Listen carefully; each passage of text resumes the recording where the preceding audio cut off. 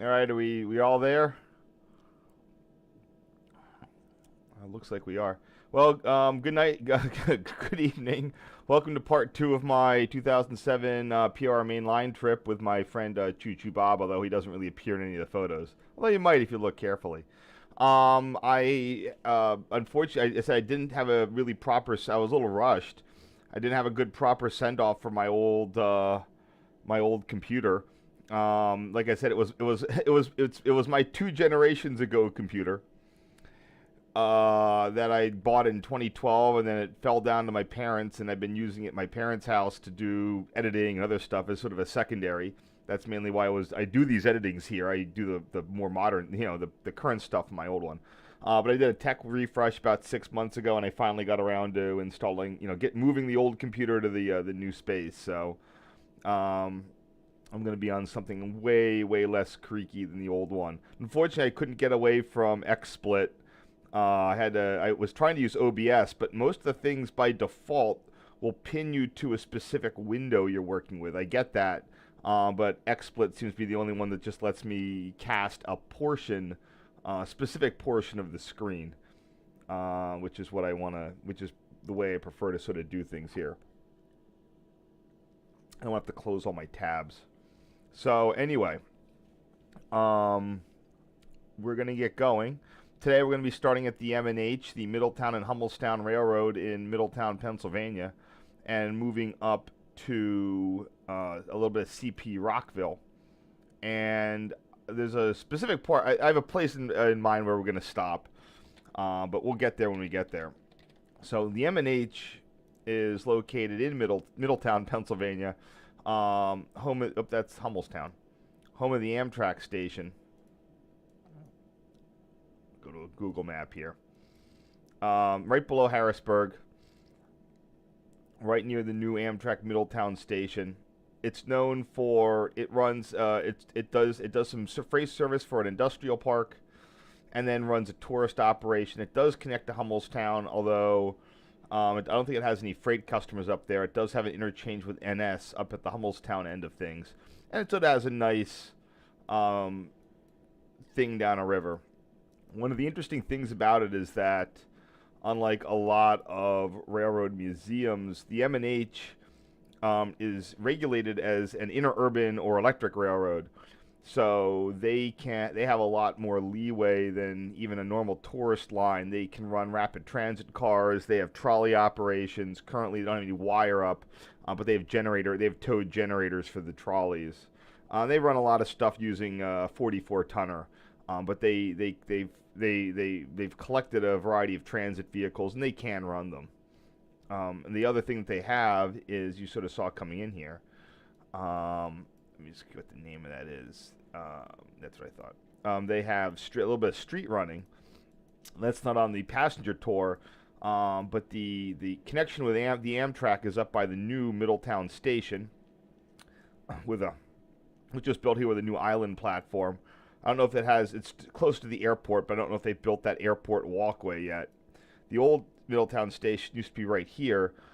They've completely obliterated it. It was a holdout station, so it only had a platform on one side with duckboards, which could cause some issues.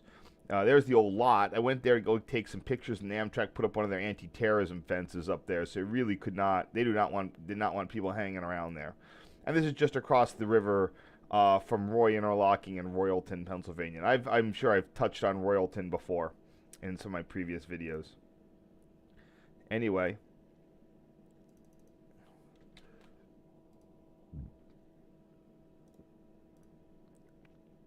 Now, I have a whole bunch of M&H photos. I'm not entirely sure which ones to use here.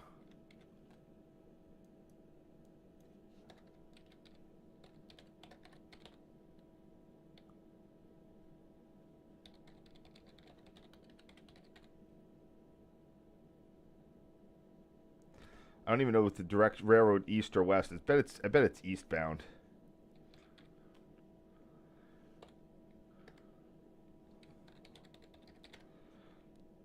A lot of these I don't have to worry about what they call signaling or let me reboot this. There we go.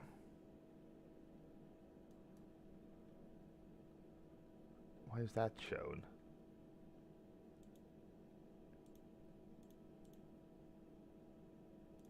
goes.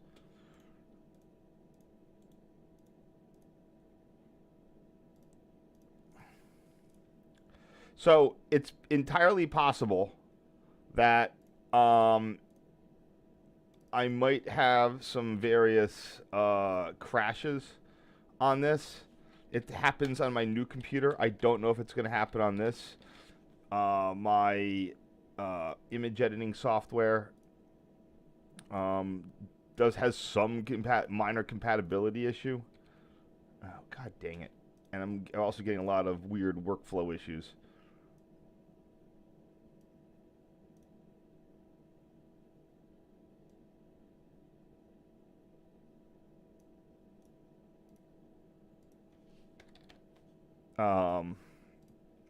So this is the first time I don't have everything set up, so there might be occasional delays, but it should be going a lot quicker than the other thing. So, this is Cuppy's Diner. That's located on the street running portion of the M&H. It's a place that, well, I'm using Paint Shop Pro, but I'm using Paint Shop Pro 12. The major thing is that the newer ones, again, they don't, what is it? They kind of just screw up what I try to do with it. So, where is this? Where's Cuppy's? Oh, there it is. So I've been sticking with the older version that I forget exactly. I always forget what exactly it is pisses me off on the new versions. But it's something, and it's something pretty substantial. It might have been a weird lag issue. It might have been something. But the newer ones, they try to go up market a little bit, and it just sort of I do have them installed, but I always forget what the problem is. And as soon as I use it the first time, I'm like, oh, this is really irritating. Anyway, there's Cuppy's Diner. It's a perfectly fine place to eat if you're into that. Not going to be a deal.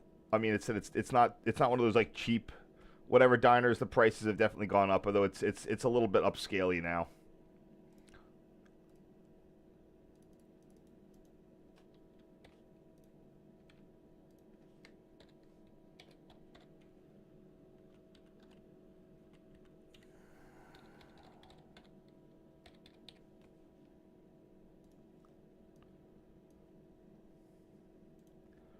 Actually, this street's east-west, which is surprising.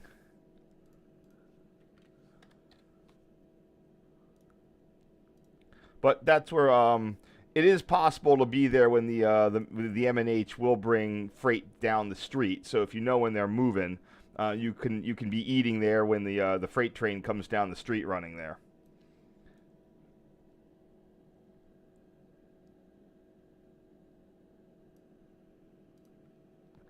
There's something that's not quite right. I believe that tree is gone. Oh, it is. Look at that. That's unfortunate, or whatever was there. Yeah, that looks like. I was wondering why this looked a little bit different. Now, what number is that?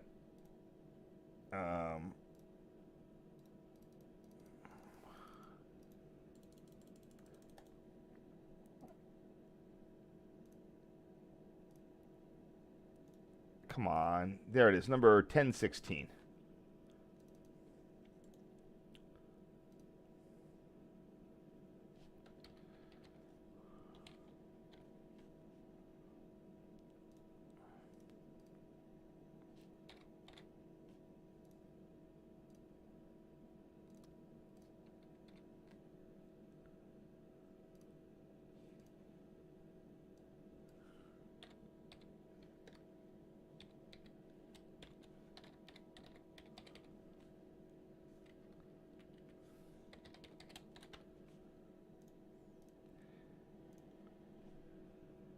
So there's a couple of annoyances here, but so like a lot of tourist lines, the M&H uses XDL&W equipment.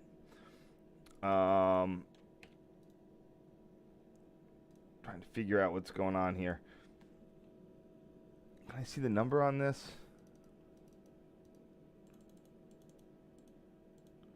Well, the first one was 301. I can't really quite tell what the other ones are.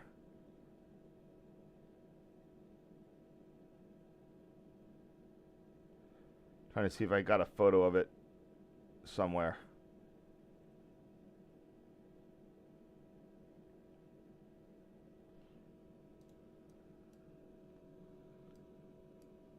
Okay, so that's M&H number 2 is the GE 44 ton. So it looks like this is one of those pictures I cut back in the day because it was a little soft.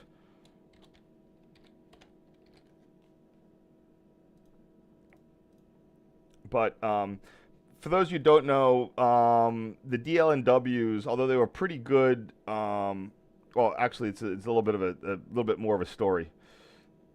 Hold on. 2 plus 300.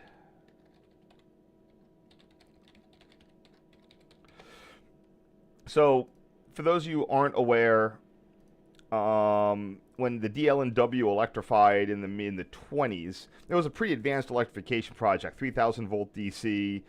The way that they did it was, instead of buying new MUs, they bought about 120 motor cars that were new from Pullman that had about 1,000 horsepower, 2 powered trucks, which is a little bit rare for the day. Most electrified MUs in the day would have 1 powered truck and 1 unpowered. And then they took a whole bunch of their 1907 stock and of varying kinds, high roof, low roof, all sorts of stuff like this. And then they made them into trailers with MU controls at the at various ends, headlights, etc. So while the electrification went in the late 20s, the half of the rolling stock dated from like 1907, and it's weird because not a lot of the motor cars seem to have been saved. So you take this pool of 240 odd classic MUs. Half of them are 1920s, half of them are very vintage, and you use them until 1983, and then you put them on the market. And what the point was that by the 80s, so when a lot of stuff was getting thrown out in the 50s or 60s, nobody cared. But 20 years after that, the tourist trade was a real thing. So then all the railroads wanted, then all these people who had dreams of tourist railroads dancing in their head were like, well, this is the last opportunity to buy anything that looks like an old-timey train car, and it's coming new from NJT. Maintained, the trucks, work, and they're MU'd, so they have lighting, stuff like that, heating probably. And they just got snapped up like hotcakes. And that's why they're powering half the tourist lines in the Northeast, or even more. They're everywhere. The Conway Scenic has them. They are absolutely everywhere.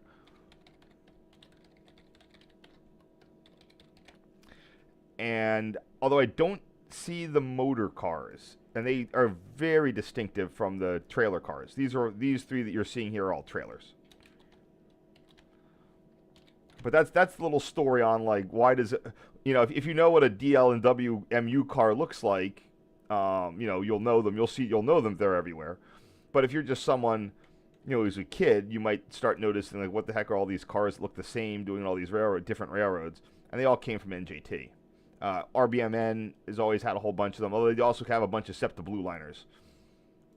The SEPTA Blue Liners with the other big pool of tourist line cars. Coming out of SEPTA about 1990. And then the last pool of tourist cars were the LIRR P70s. They aren't old-timey like these guys, but they are from the 50s. And they were cheap, and you can mod the windows up. You can mod the windows easy enough to open, without air conditioning. I assume if and when NCDOT, North Carolina Department of Transportation, replaces its cars, those might go into some tourist service, but at the same point, I bet they're going to get swooped up for private cars.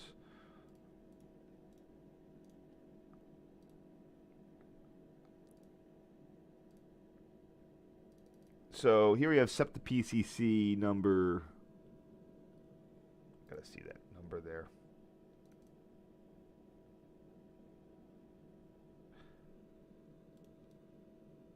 $20.95, and notice that that's on trackage. I'm pretty sure that it's all on the same sort of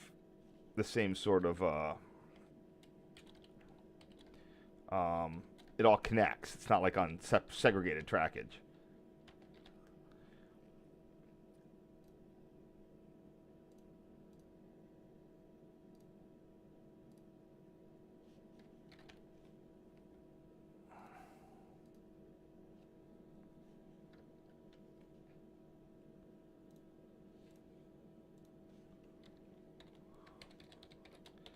Was that $20.95? Yeah.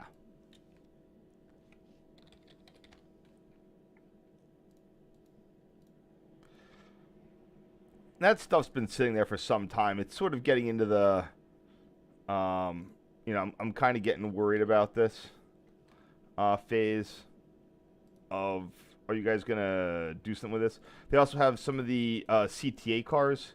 These were ex-Pullman L cars. I think it was like numbers 1 through 50 or something. SEPTA, they were single units, and in the immediate time frame of the right before the Route 100 got the N5 cars, these were brought in as a stopgap to replace, because either the real bullets were failing or the Stafford cars were done for. So they brought in both single unit MFL cars and the Chicago PCC L cars. So when they say these are PCCs, because they use PCC technology, not that they're the PCC technology went into these and the other what people know as the PCC street cars.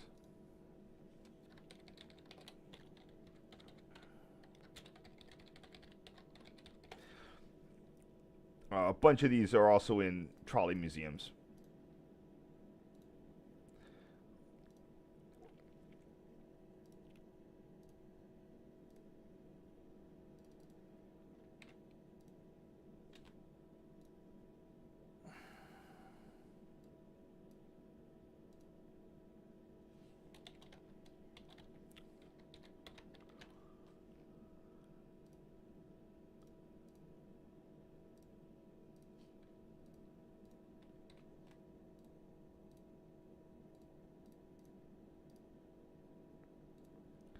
And here we have an interesting prefabricated truck that's undergoing restoration.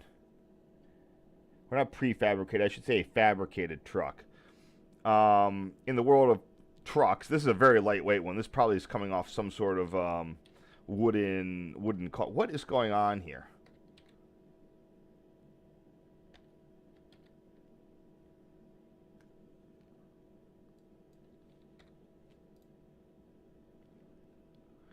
Like the saturation on this is just going crazy.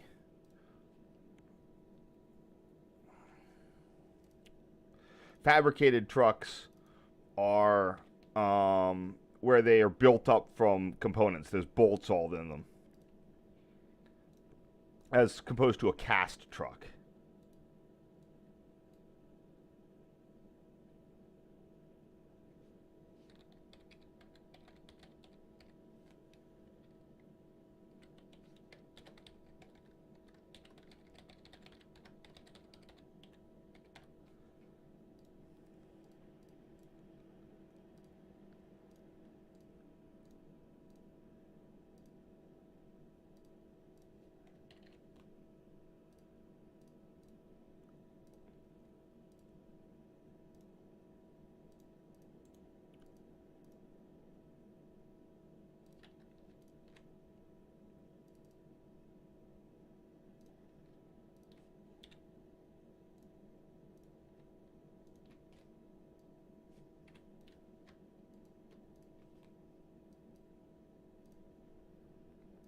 Um, Hey, Glendale. Does that say Glendale? Oh, thanks for joining up the chat there. Let me know if you have any, if anyone has any questions, spit them out. We will be, don't worry, we will be getting through the sort of streetcar museum phase of the night soon enough.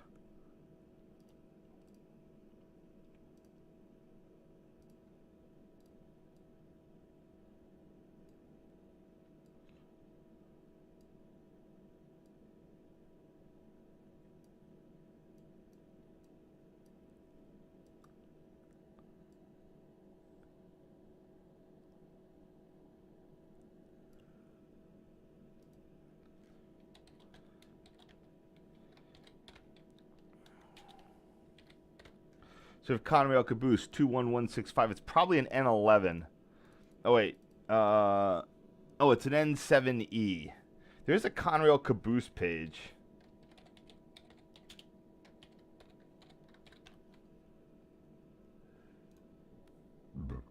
Wait, Conrail Caboose photo archive. Here you go, N7E Cabooses. Conrail was well known for its weirdo cabooses. That's just photos. I'm looking for Conrail Towers. Didn't know this existed.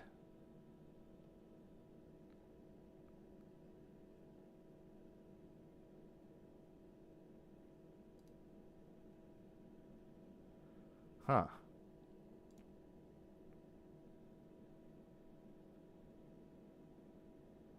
I gotta put a pin in this one.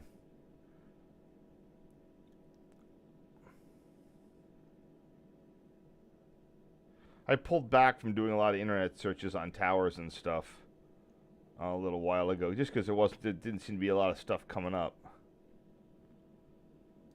Okay, anyway. Oh, I see what the deal is. It's a tag. Oh, here we go. Built in 1969 by International Car, EL. These were EL cabooses built in the 60s. So this is 21165.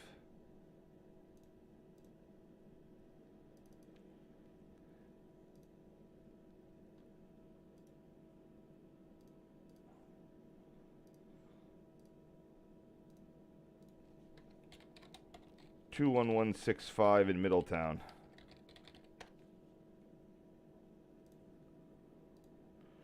So this, here we have that same, is that the same fabricated truck? So under that tarp is a, oh, I guess I skipped this one. It's always interesting when I find a photo that I skipped because I just didn't like the content. Let me see if I can find a number on that guy. This is the guy.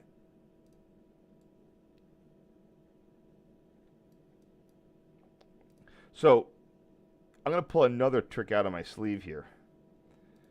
Unless it's in under museum.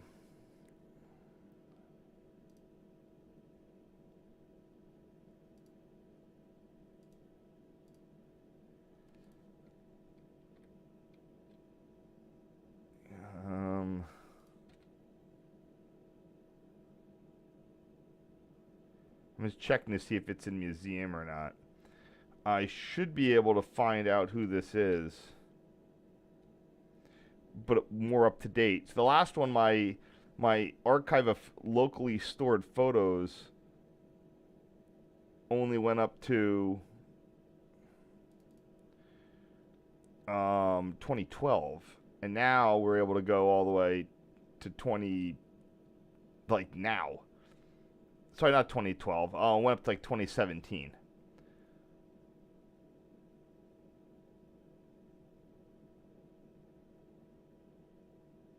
Yeah, there's their new. They got a Western Maryland unit. They got a barn for the streetcars. Who is that? It's some sort of Red Arrow car, but I don't know which one it is.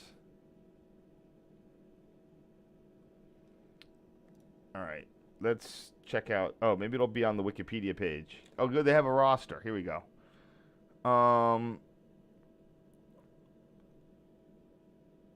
it's going to be either number 77 or 86. It's Philadelphia Suburban Transit, which would be Red Arrow. I should probably change that at some point. Huh, maybe they got rid of the PCC.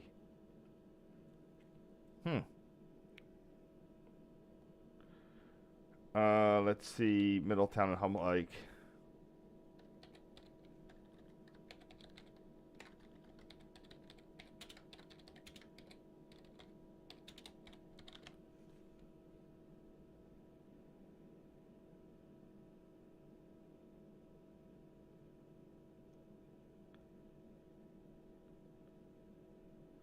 Oop, hold on.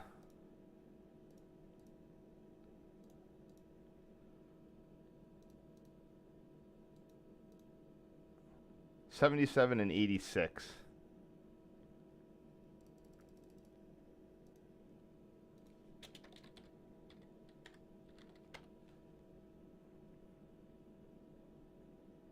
Could be this one.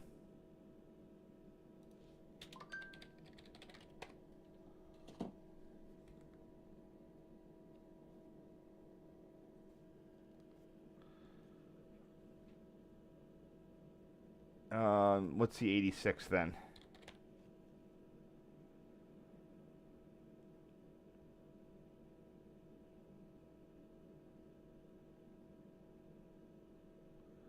See, the number is covered up by the damn, the shroud there. So I'm not sure which one it is. Oh, car under the tarp is number 77. That's got to be it. Okay.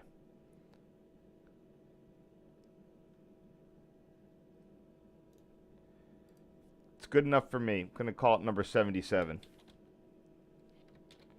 Is that number 150? Oh, it's number 151 there in the background, too.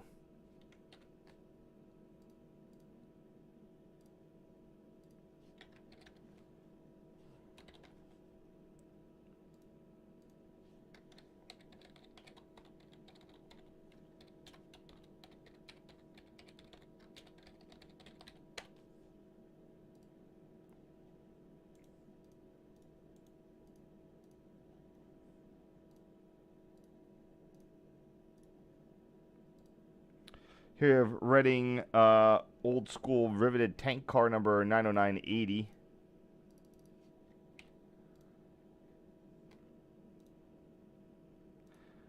Huh, cool. The hopper has a car track system barcode on it. Those are going to start becoming harder and harder to spot in the wild as we age out past the car track system. Hit that 40 or 50 year mandatory retirement.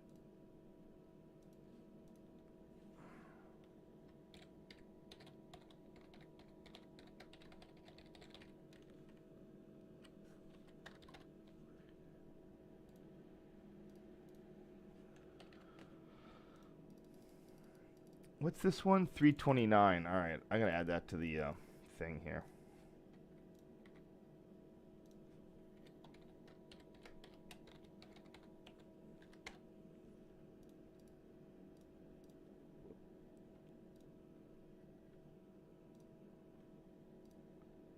Oh, crap.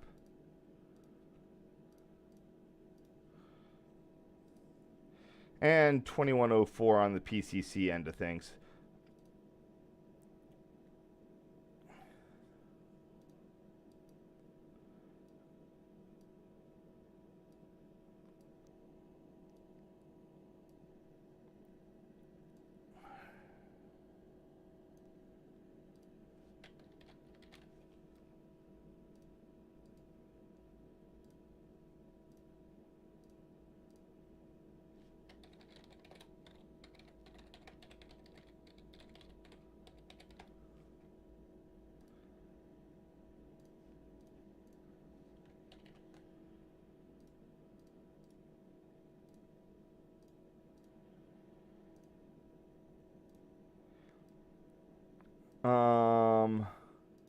Uh-oh, we got two of them. One of them's 77 and one of them's 86.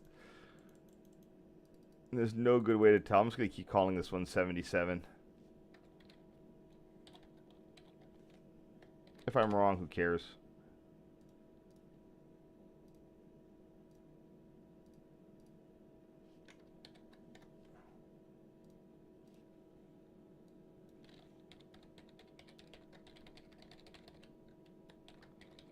Looks like the other one's getting a truck replaced there. So it's nice that they're at least trying to refurbish the trucks. Or maybe they're, you know, this is their...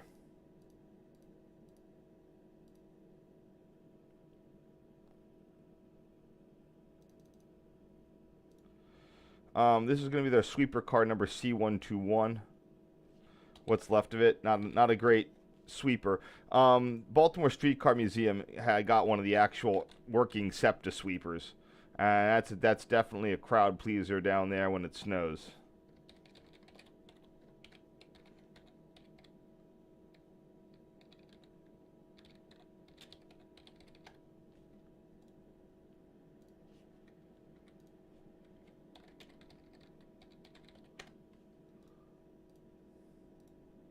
And just some additional powered trucks for some sort of streetcar.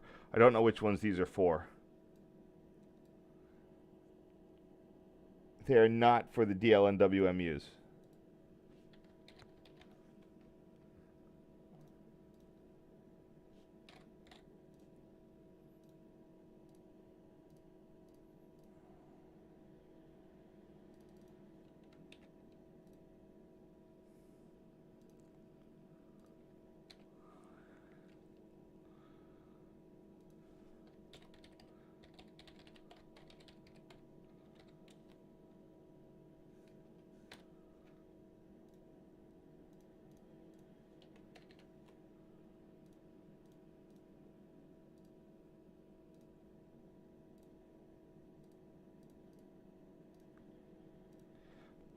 Now this is cool. They have the actual, they still have the, the builder's plate and stuff on them. That's the access to the gearbox right there.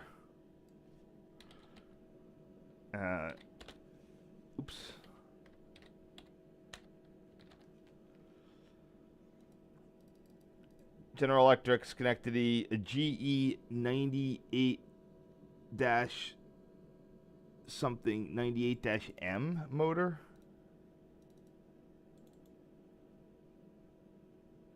Oh, that's the commutator brush box.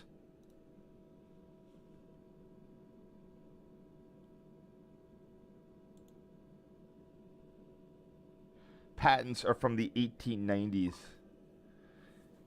Wow.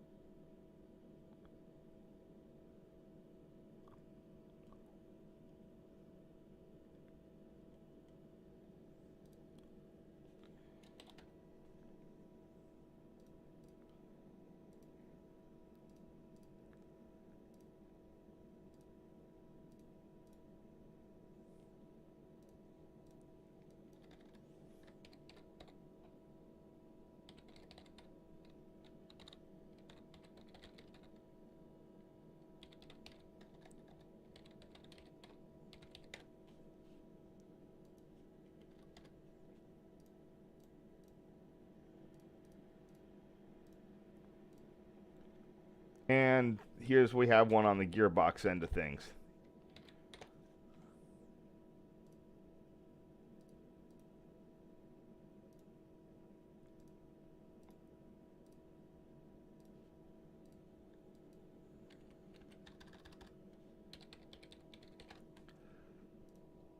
These look like they're ready to go underneath something. Streetcar museums will always have a whole bunch of spare motors and trucks. You have 2104 again with the old Western Maryland 151 in the background. That one has been, like I showed before, that one has been repainted.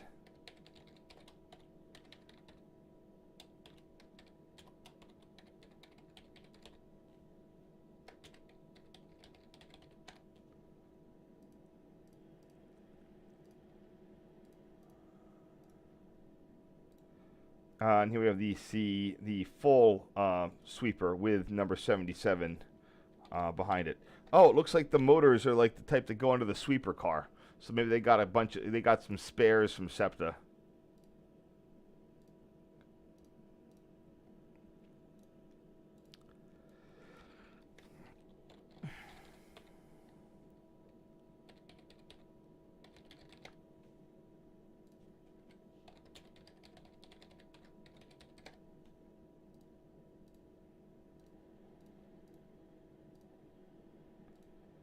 And 2104 again on the other side. No, I think it's just the opposite angle.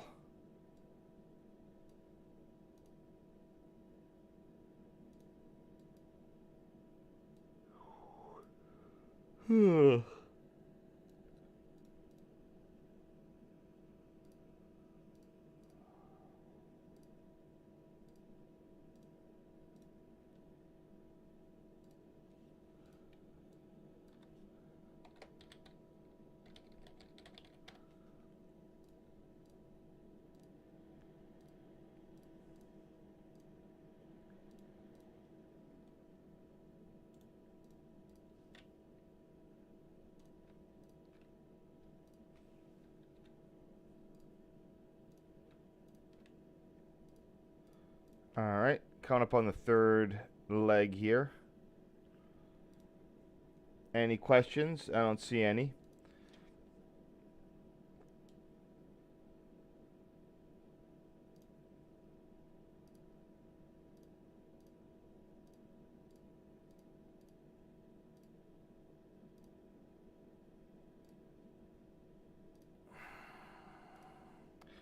So we have an opposite thing here of C121 and the PCCs there. A little bit darker on this angle. Man, I guess that has to be the original truck placement because they've got to cantilever those sweeper brushes out the ends. Can't be that stable.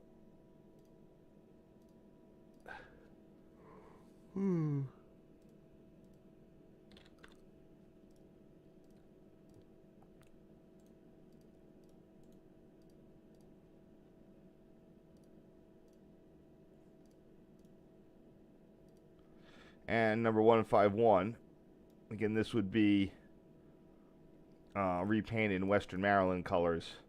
I don't know if it was Western Maryland or not. I can look on the chart in a second.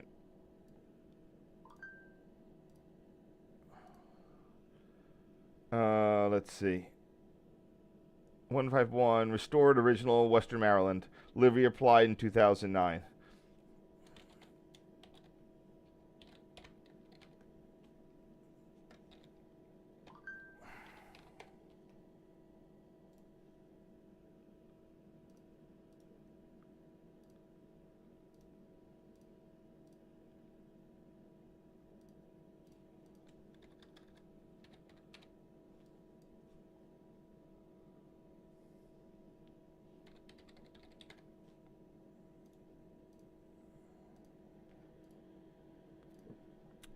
For the record, 151 is an Alco S6.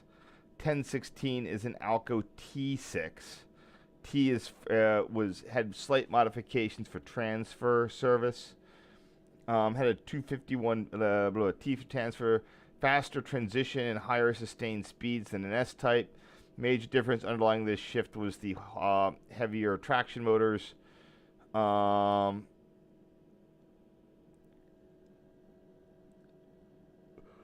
1,000 horsepower Alco 251B. It's the straight 6 version of that. And the other one's going to be the same thing, but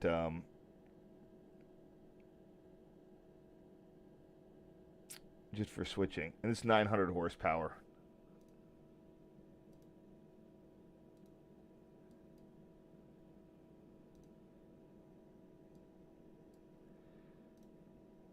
I'll just consider this to be 86 then.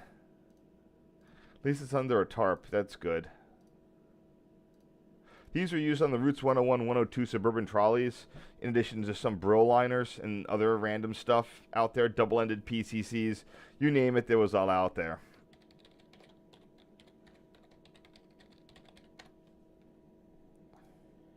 And then all replaced by the K cars in the 1980s, early 80s.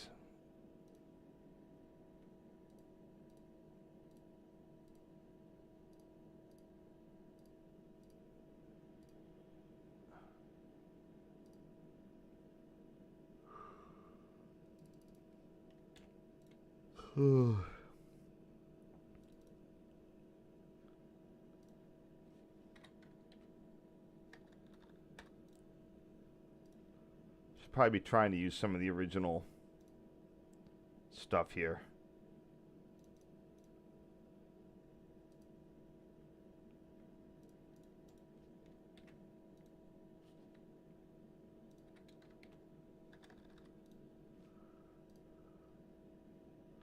Didn't know what that one was. Here we go. This is the rear of it. I guess I thought these were singles, but it looks like this one was had a married. This was a married pair. I mean, some of them were singles, but I guess I thought SEPTA would have gotten all singles for the Route 100.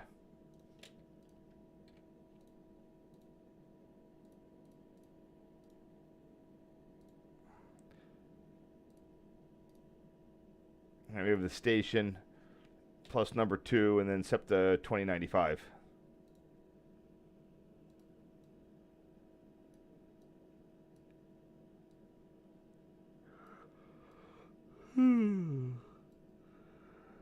This is where they do a lot of their tourist train boarding ops from. It's pretty much the same it is now. Ample parking. They're pretty friendly. You can just sort of roll right in.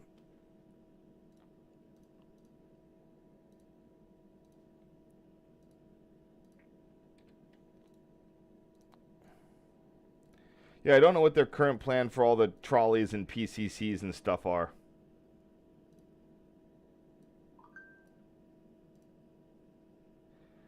Because it's been there for some time now. That's 2725 and 2095 here.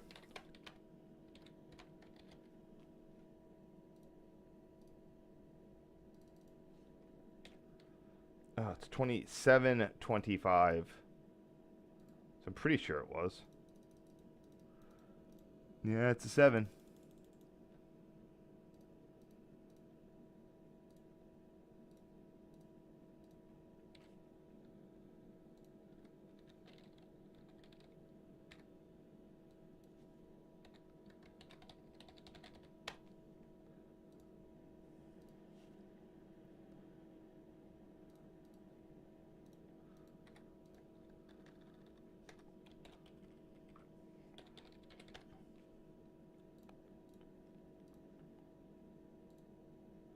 And another shot of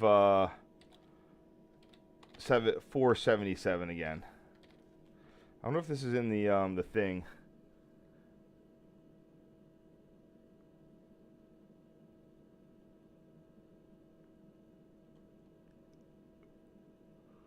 I got some flood damage.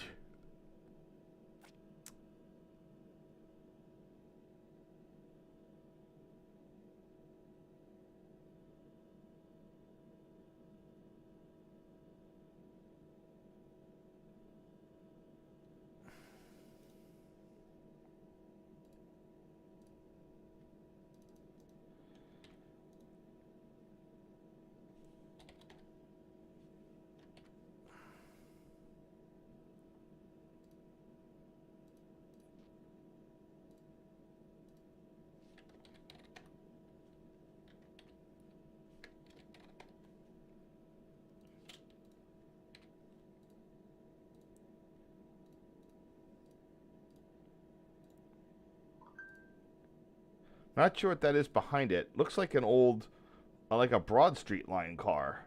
Or, sorry, a Market Frankfurt car.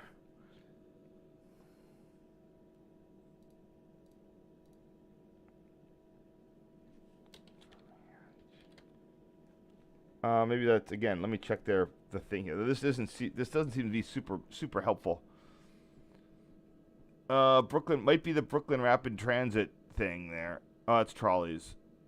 Coaches.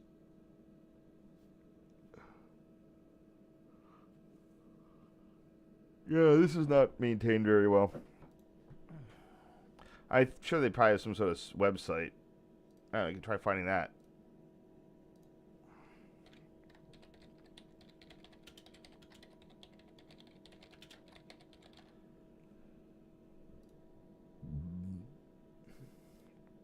Oh, Diesel Shop has a thing, but just the locomotives.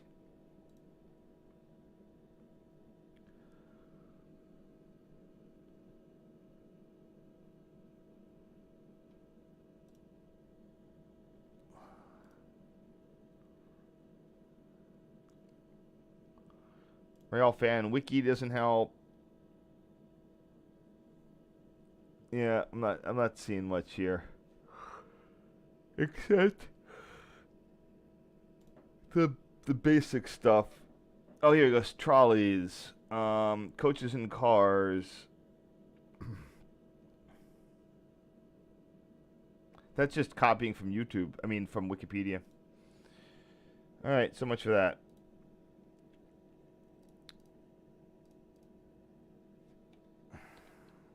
That thing behind it looks like that might be a number. What is that? 410 100. Oh, let me try that.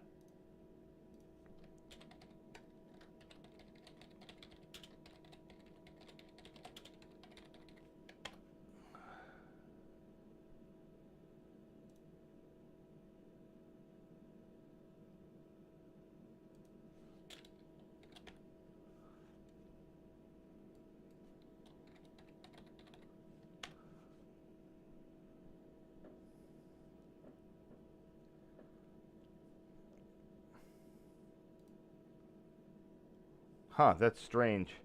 Do not know what that thing is there.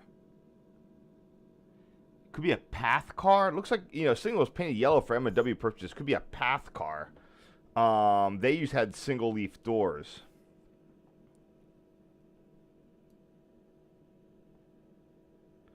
Huh, that's really strange.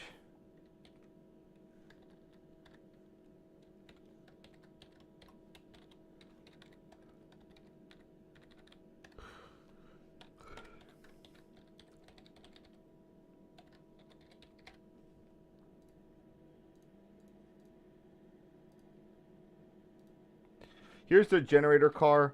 They got this from Charleston, South Carolina, I believe. They had some sort of downtown historic streetcar. Generator cars are a thing if you don't want to put up the overhead wires. So you just you get one of your vintage trolleys to tow this, and you just hook it into its stuff.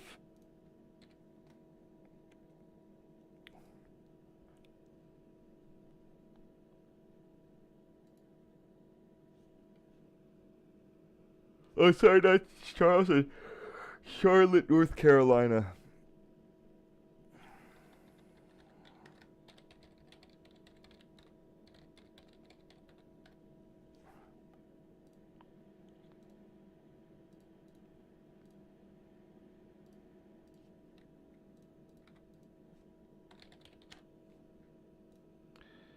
And here's their more extensive streetcar collection. I'm not sure what all of these, anything close, what these would be.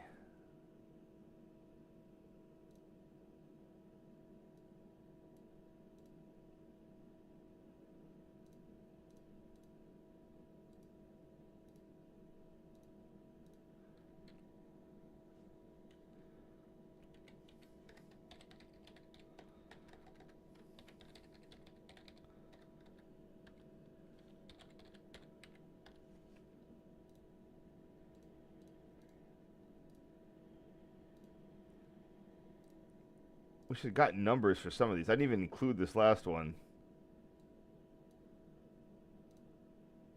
Who knows if it's even there.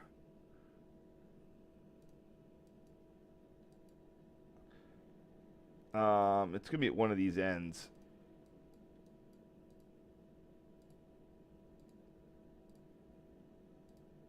Oops.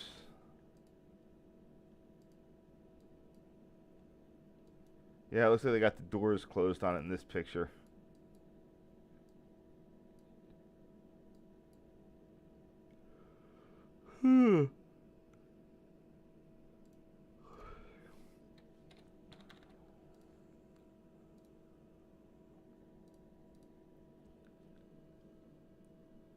Yeah, this could be any of these.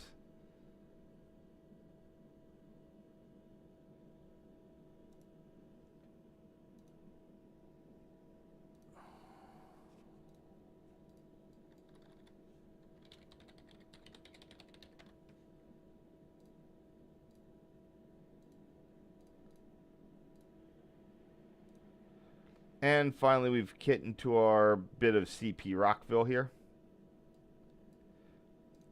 Today, I was actually at this location more recently, but unfortunately, that's now long gone.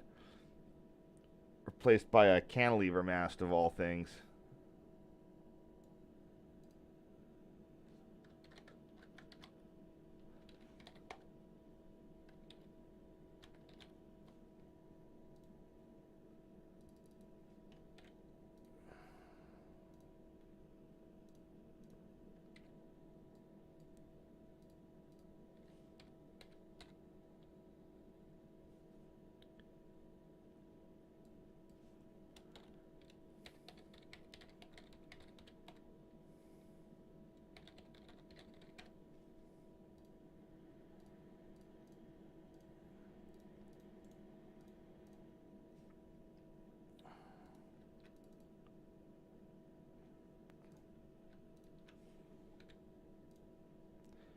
Now, how far did we want to go on this? I want to get to number 118. So, that many more photos. Any questions? I guess not. All right, we're out of the streetcar portion of the today's show. We're gonna be here at CP Rockville and CPY, and then part 3 we're gonna be going across to Buffalo line over there, and then CP Hip and CP Mary. That's gonna be tomorrow and Christmas Day. I will likely not be doing a show on the 26th. Was considering it, but I don't think I'm going to be around for it. But I might do one on the 2nd to 3rd.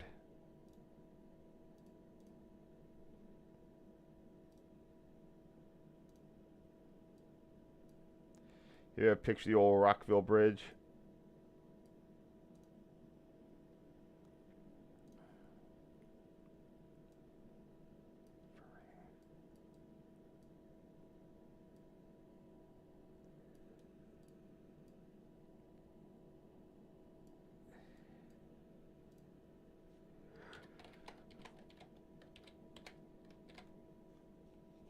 There we go. Not the greatest picture, but still pretty worth it.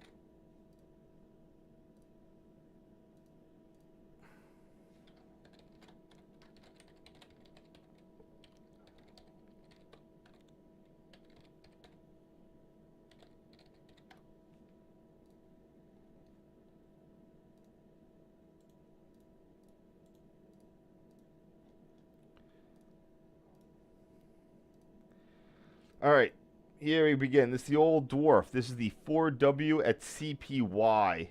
I actually have some photos of this lit up. I think when the Amtrak was running its Fall Foliage Festival train, I was able to get some pictures of that. It is approach lit, and you only have a little bit of time because it's only approach lit for when the train is in this little block there. Interesting thing on the Rockville Bridge is that since this period in time, they managed to put it under 24-hour surveillance.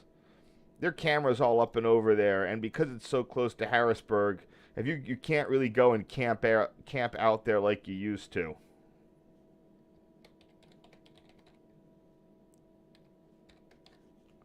Yeah, the neat bit is now that I know all these things. Oh, I said the 2E, yeah, and it's not 2E. Where did I even get that from? It's 4W. Not even close.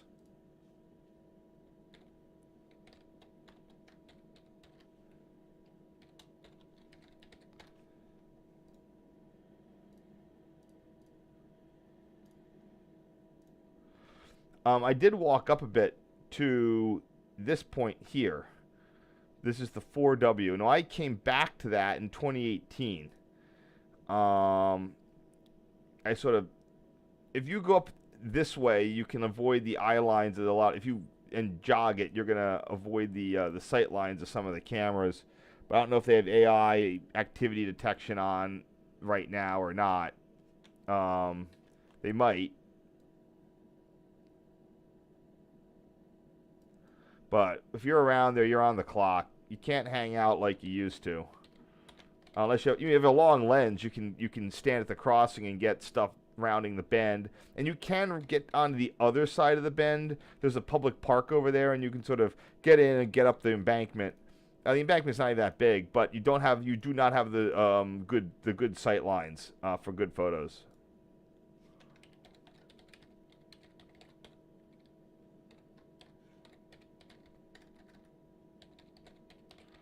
Here's the old PRR pedestal. The reason for the upper head, even though there's no diverging route, remember Conrail signals can display, for position lights, can display an approach medium over a diverging route, as long as the preceding signal was also not clear.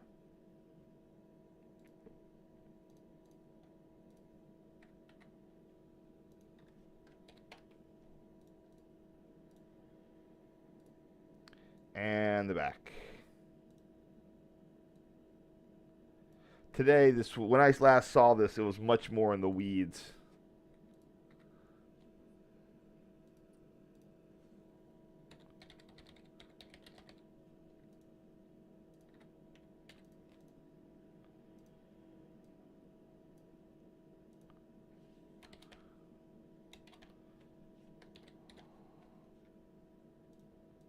I specifically wanted to get photos of this pedestal, and I did manage to get them in 2018.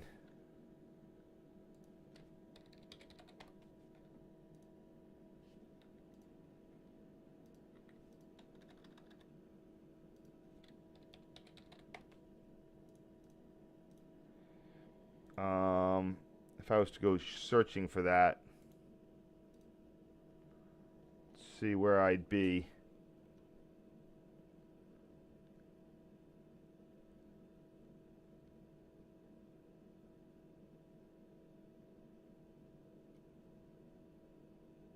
Probably when I was visiting Harris Tower. Let's find out. Nope. This one? Probably not. Nope.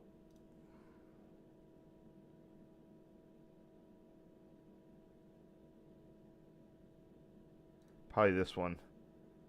In October. Yes. I remember the weather. Oh, did I go there? Oh, wait. Oh, come on.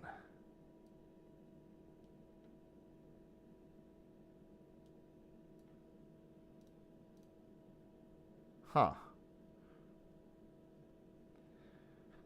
I do have my photo stuff here. Is it the right one?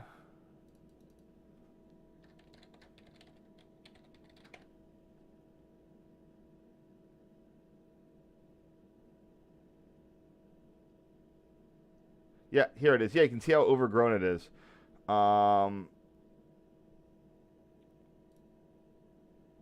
Yeah, they were not.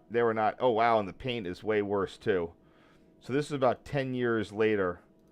What 10 years of not getting paint job did to the PL mast.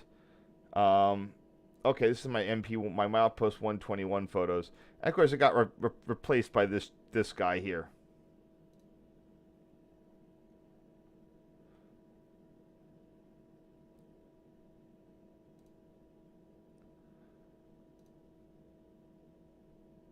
I thought I took a picture of all the surveillance stuff they got out there. Yeah, Rockville is one of those places they really go for the, yeah, see, camera. This is when I came up on the other side. They got cameras all over the place up here. Because they know what a popular location it is.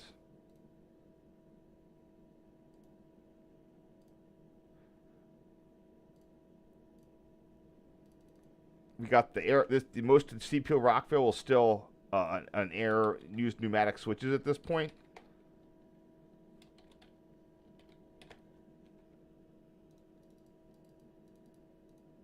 Oh, this is maybe they hadn't. This was out of service.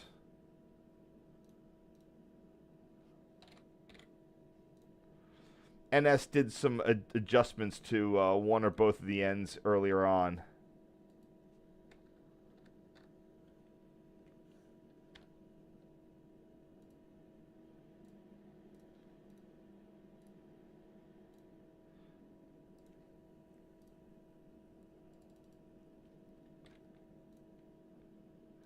Here's a fun picture you're not actually going to get. Oh, you can see the old Rockville bridges. So here's a cool bit. You can see the current and the old alignment. You can see this at the Susquehanna, but like Amtrak is part of like box checking environmental impact, removed the old piers at for their Susquehanna work. Completely unnecessary, but it's what you get with everything bagel style liberalism. Oh, we gotta build a thing. We gotta plant, randomly plant some trees to make up to mitigate it, even though it really didn't matter.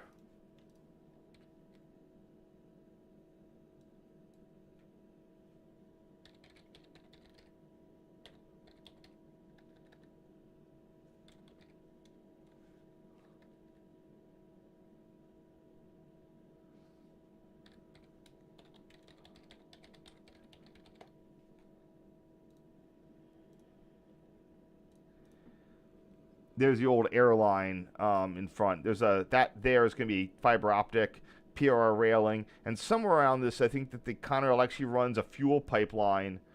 Yeah, see, they've already put the 5H switches in. I don't know if the rest of the plant has 5Hs, but I wouldn't be surprised. NS, hold on. If you're wondering, so at some point around now, NS actually installed new position lights on the bridge. Here's what happened. It's hard to tell from this diagram the way that it's designed. The Rockville Bridge is right there, like the entire length of it. You would have CP-ROCKVILLE with a 3-track position light cantilever midway along the bridge. Then you never had 3 complete through tracks. You always had this 2-track bottleneck. But this part of the track there,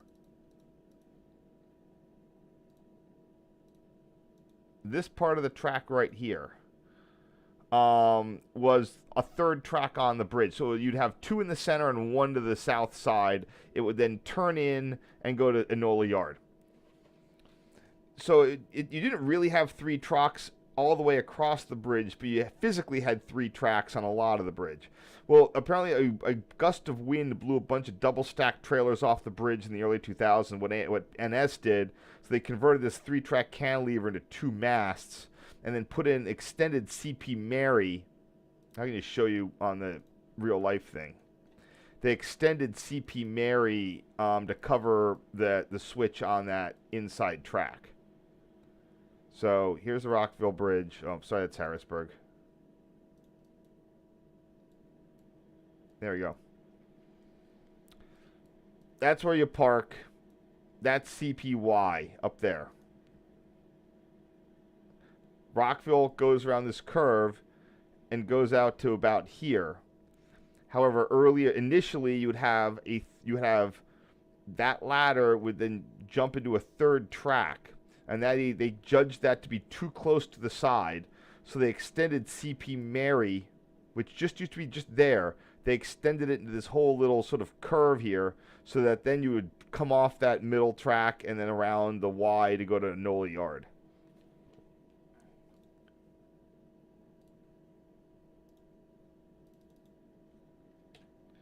So these are going to be the 4E and 2E PL mass plus the number 5, 7, and 5 switches, or at least the 7 switch.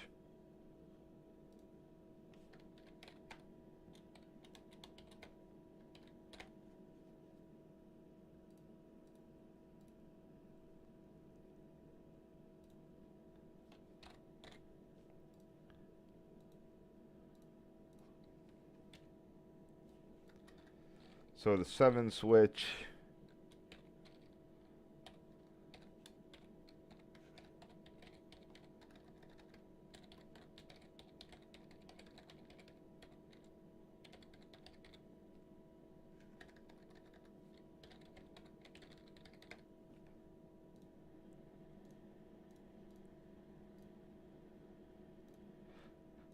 And here we have, I'm just wandering around, like, again, I think they had a camera up, but they really weren't, they didn't have, you know, the telepresence technology really didn't exist for them to really keep track of people around here to the degree that they can now.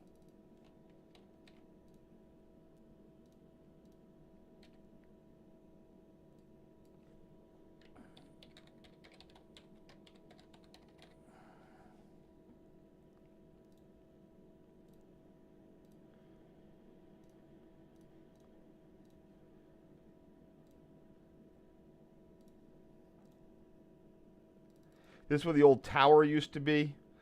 Rockville had a gigantic tower for what was actually inside of it. I'm sure at one point it was much more complex. The tower dated from about the 1890 time frame, 1890 something or other. And whenever it got rebuilt in the power signaling era, got a Model 14, the tower is gigantic, but it only had this little tiny, at one end of it only had was all it needed for the interlocking machine.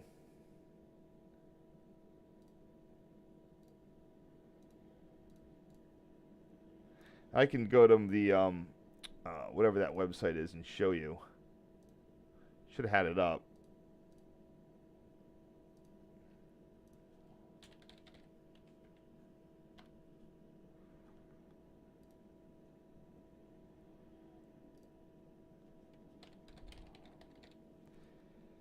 So here's the PRR diagram. There's what's today CPY, and it would have a control out to. We're going to get to there tomorrow, what's known as HEX. Rockville also had control across the bridge. At this point in time, which is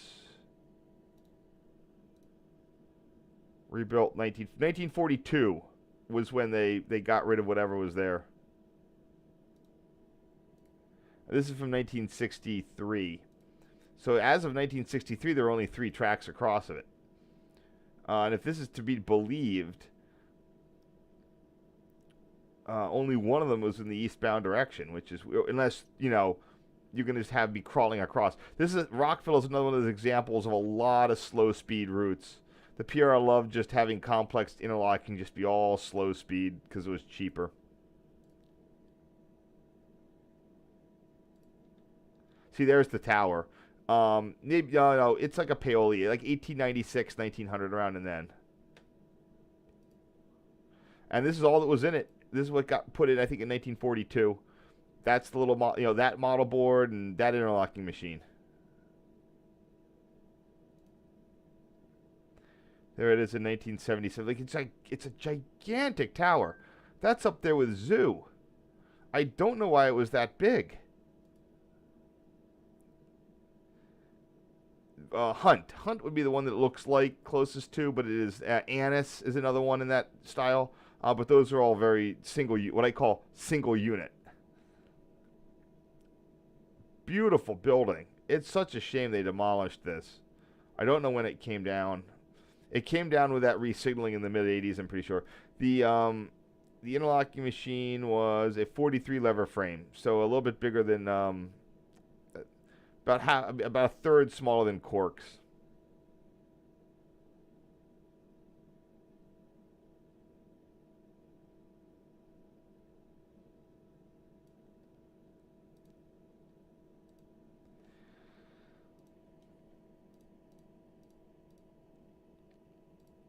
Where am I?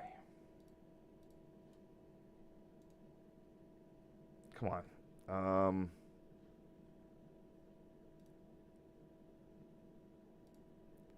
Oh, there I am. This is the eastern end of the interlock. This is where all the crossovers are. This is still largely intact today, although they might have rationalized it. I think they moved one of the switches back or something.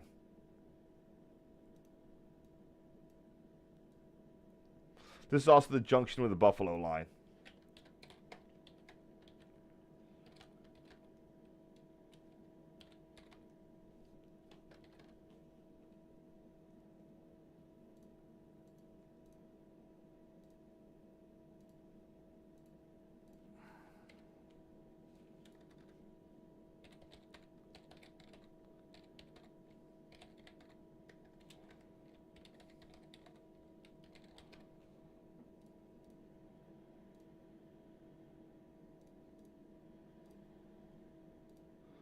Here we have our CP-ROCKVILLE 109.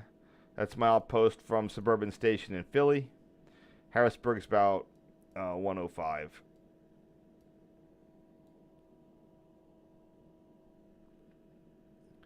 Yeah, I'm looking at these posts. Those cameras are not there in this picture. But now none of this is here. The old Conrail. This went into the mid-80s, 86 resignaling. That was one of the last big resignalings where they kept the position lights. Fort Wayne was probably a little bit after that. Then at that slightly, once they got into the 90s, they started doing other stuff.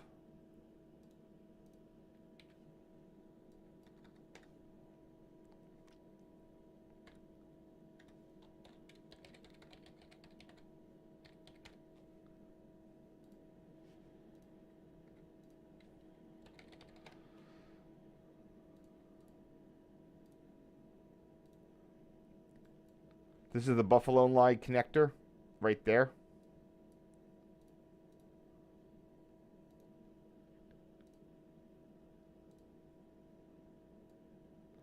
I believe at this point in time, this was my second trip to this area since I'd come out for the fall foliage train, chasing it. This is going to be the 11 switch plus the 9 switch and the 11 switch.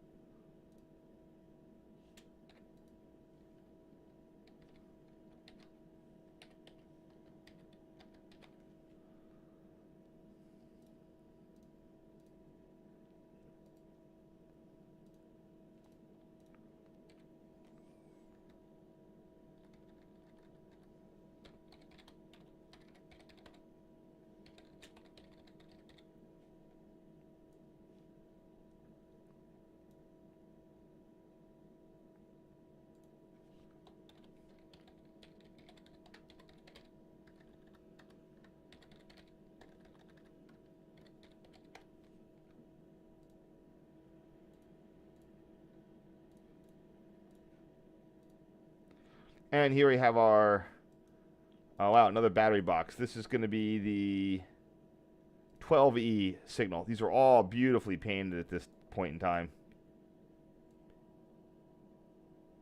Very, very well maintained.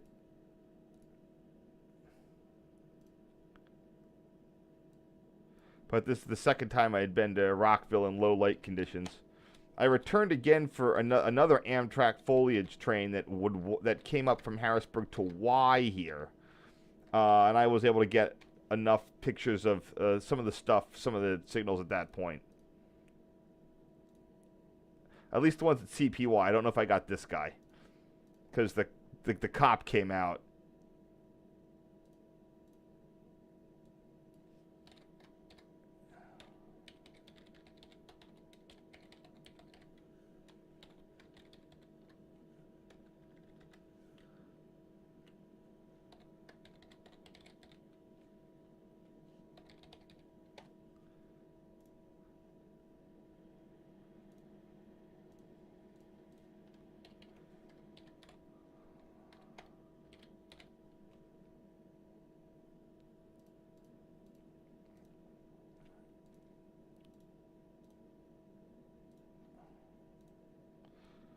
And here we have the 12E mast again, without all the accoutrement.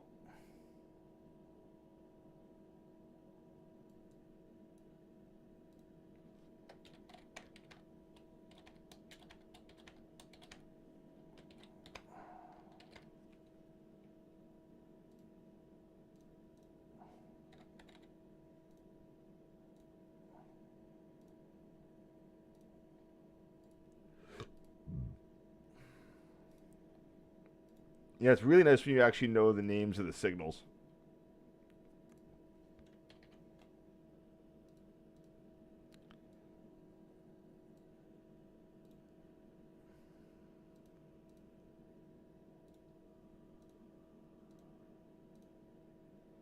This being the 12E.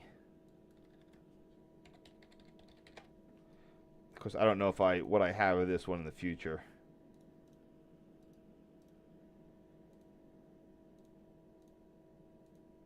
And I can head over to where was that? My photo thing and hit.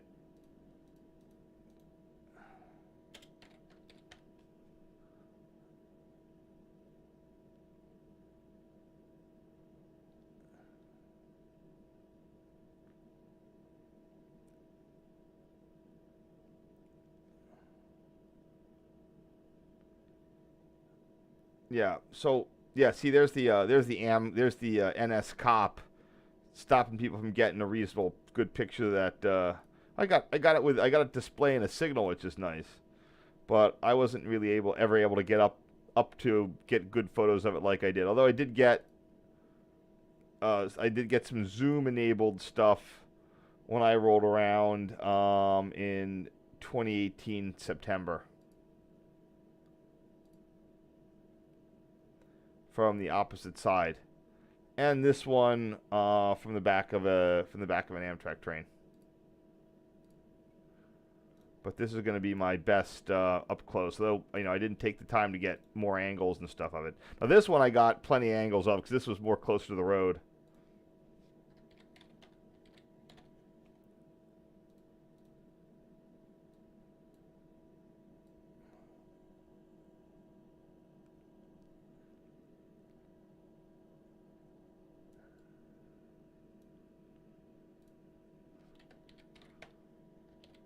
This is the 2W signal at CPY.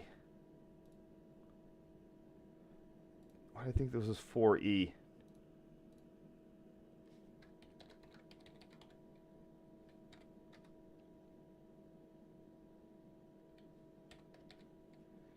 What is it? Oh, the 2W.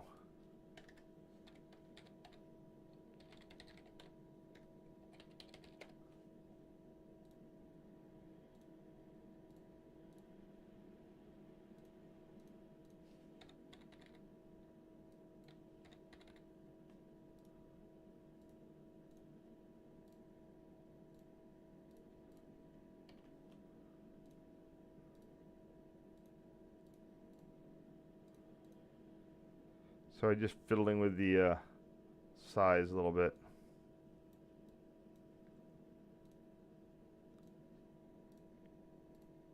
I got it. Oops. Oh.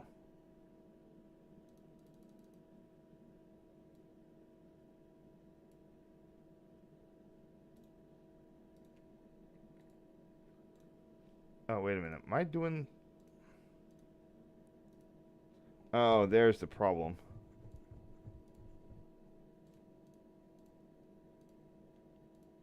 Yeah, whatever.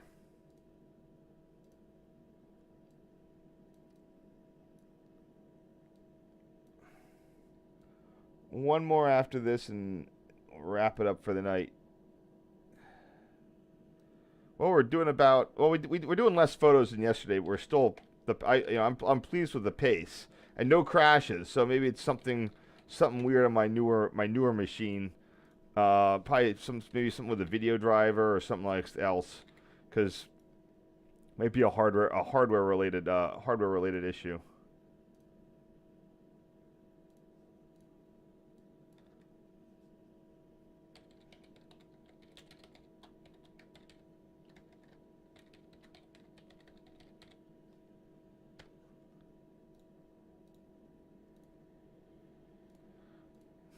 Oh, that's right. I need to trim down this.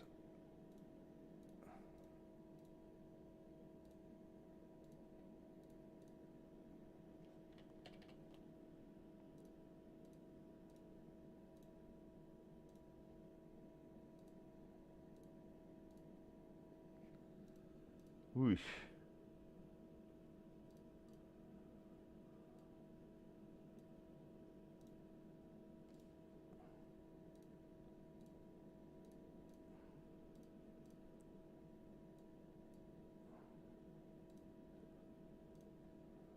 Did that get it? I didn't get it there. Sorry, just fiddling with these. That'll get it. All right, last one. Here we have it, CPY. Now, I got some photos at CPY. Of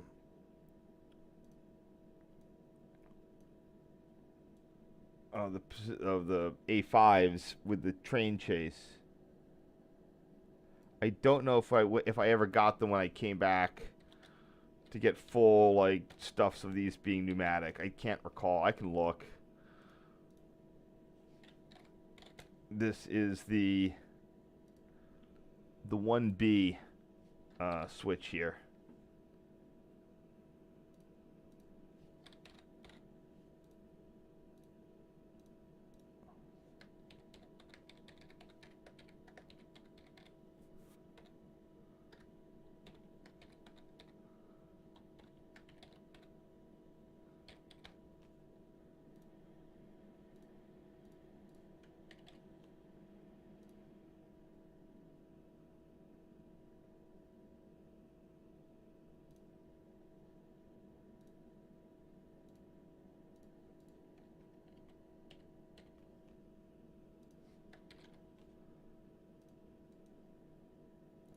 Sorry, just checking this thing real quick.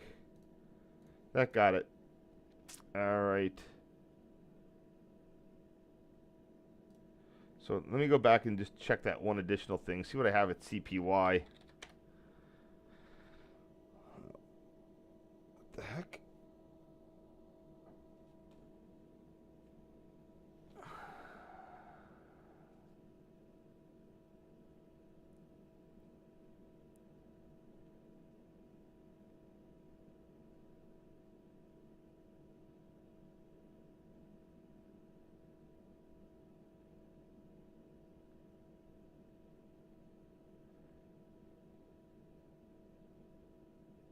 Yeah, it looks like I only got a few photos of the pneumatics back when I was first there for the fall foliage train chase.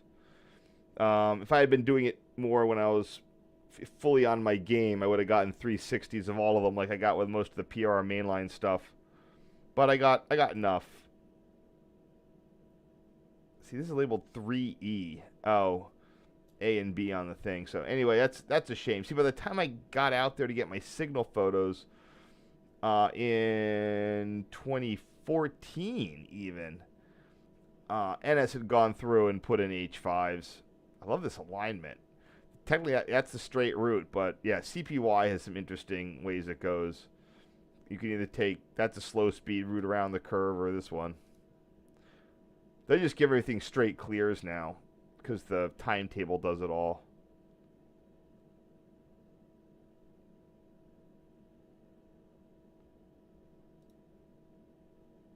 Oh, that was neat. Looks like I got a train going through there. But I wasn't able to get up fast enough to get a picture of the signal displayed. But I think I got one earlier when this guy was here. Yeah. Okay.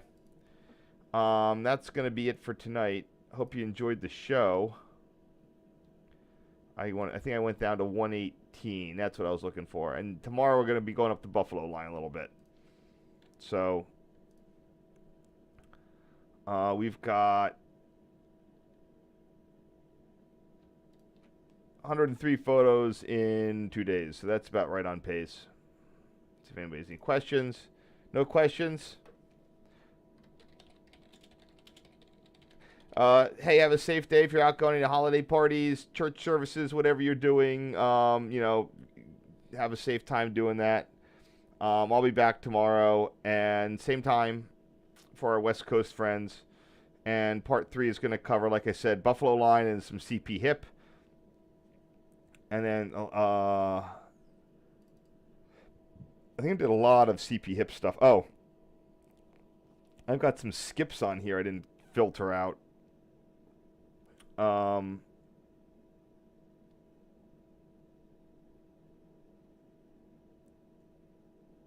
Yeah, mainly just Enola Yar. Oh yeah, that's right. A lot of stuff at CP Mary and CP Hip and the Rockville Bridge. So that's gonna be tomorrow. Plus the little Buffalo. So that's gonna be 2 days. 2 days are gonna be covering that stuff.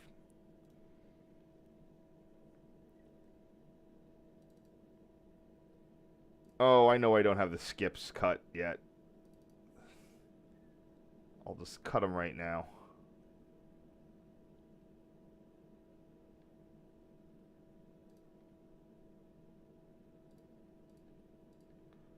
Old eBay photos, pretty much. All right. So we should be pretty good for the next couple of days. All right, I'll talk to you later, and I'm signing out. All right, see you tomorrow. Hope you enjoyed the new stuff here.